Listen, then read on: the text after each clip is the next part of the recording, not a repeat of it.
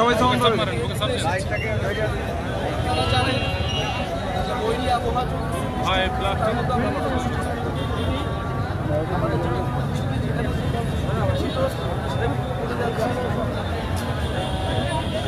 সম্পর্কে আপনারা শুনলেন। বাংলাদেশের উত্তর জেলা আয়তনে ছোট হলেও এর একটি ঐতিহাসিক গুরুত্ব রয়েছে।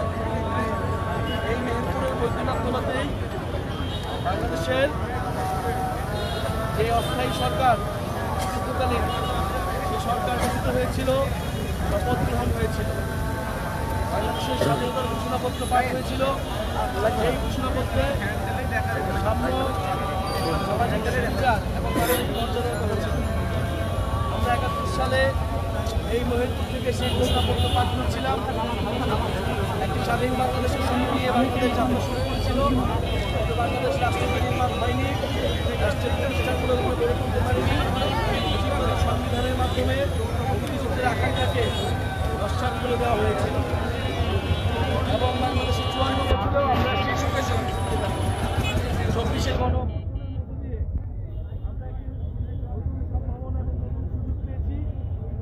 রাষ্ট্রকে আবার নতুন করে গড়ে তোলা।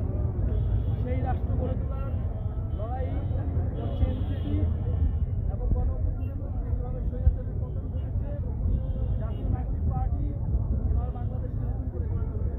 সেই যে স্বাধীনতার ঘোষণাপত্রে আমাদের আকাঙ্ক্ষা ছিল, 24-এর গণঅভ্যুত্থানে যে বৈষম্যহীন বাংলাদেশের আকাঙ্ক্ষা ছিল, সেই আকাঙ্ক্ষাকে বাস্তবায়ন করবে এই গণঅভ্যুত্থানের নেতৃবৃন্দ, জাতীয় নাগরিক পার্টি।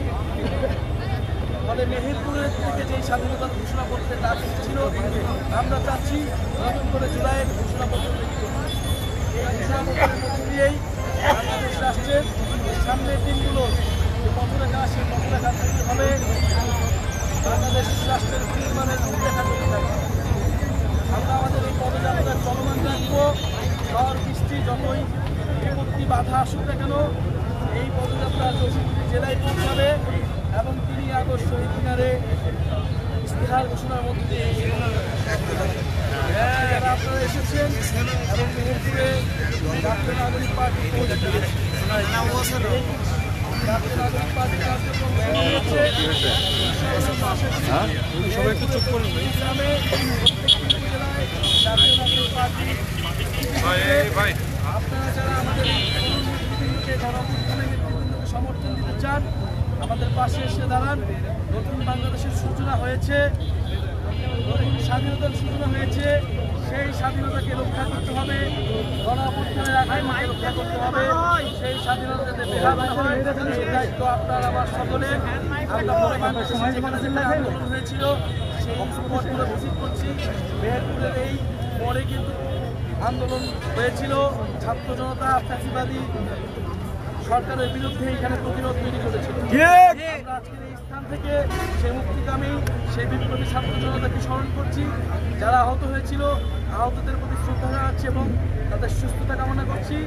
ইনশাআল্লাহ আপনাদের সাথে আমাদের এই পদযাত্রায় আবারও দেখা হবে অন্য কোনো জেলায়। এবং আপনারা বাংলাদেশের প্রতিটি মানুষকে জানিয়ে দিন, বিপ্লবের যে আকাঙ্ক্ষা ছিল, সে আকাঙ্ক্ষা শেষ হয়ে যায়নি। সে আকাঙ্ক্ষাকে বাস্তবায়নে গণঅভ্যুত্থানের নেতৃবৃন্দ এখনো রাজপথে আছে। আসসালামু আলাইকুম। আমরা বিদায় নিচ্ছি। ইনশাআল্লাহ আবারও আমাদের সাথে দেখা হবে।